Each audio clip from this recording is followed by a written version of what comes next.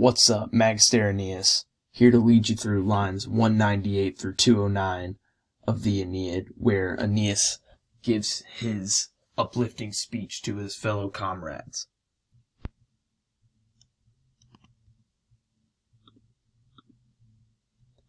He starts off here by addressing his friends, his comrades, O Socii, O comrades, nequenignari sumus ante malorum, for nor are we ignorant of previous misfortunes. O passi graviora, O having endured more serious things. You'll notice that the graviora is a comparative. Dabit Deus his quoque finem. God will give an end to these things also. And you'll notice here in the Dabit Deus is a little bit of alliteration. Here he goes on to talk about the various misfortunes they've encountered. Voset sciliam rabiam pentusque sonantis acestis scupulos, voset cyclopia saxa experti. You'll notice the voset, the dual vosets, which serves as a rhetorical anaphora, which is translated as both and, or here it will be translated as you all have both approached the rage of Scylla and her deeply roaring cave. And here's the second half of the both and you all have experienced the Cyclops' rocks.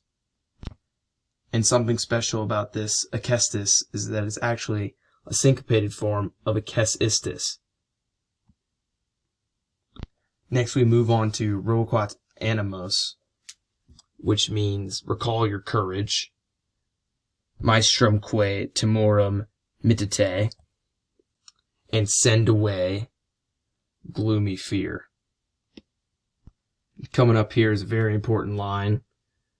Starts off as, and perhaps, even one day, and this you bit is used impersonally with a clause as a subject, so we'll translate it as, it will be pleasing to remember, the memamisse, these things. Aeneas here now moves on from talking about the past and shifting it to talking about the future. And here he says, per varios casus, through many different misfortunes, per tot discrimina rerum tendimus in latium, which translates as, through so many dangers of things, we strive for Latium. And this is interesting choice by Virgil, because at this point in time, Aeneas is supposed to know nothing about Latium because it doesn't exist. And now we move on to the sedis ubi fata quietas ostendant, which translate here as, where the fates promise peaceful seats, calm seats, like the future of their race. And we're getting to the tail end of his speech here, where he emphasizes that there it is divine will for the kingdom of Troy to rise again. And here's the final line of his speech. Starts off with durate, which means endure, et vosmet rebus servate secundus. And here this means, and save yourselves. Vosmet is just a strong form of vos. And save yourselves for favorable things. Now we move on to probably the most important part of this whole section, which is how Aeneas actually feels about the words that he's saying. Talia voce ver fert, such words he utters. Curusque gentibus aeger spem vultu simulat. Sick with great anxiety, he feigns hope on his face.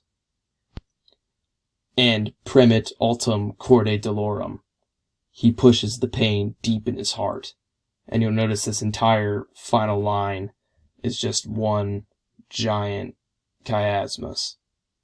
As Aeneas shows that he truly feels the same as his comrades and isn't this brave leader he's portraying himself to be.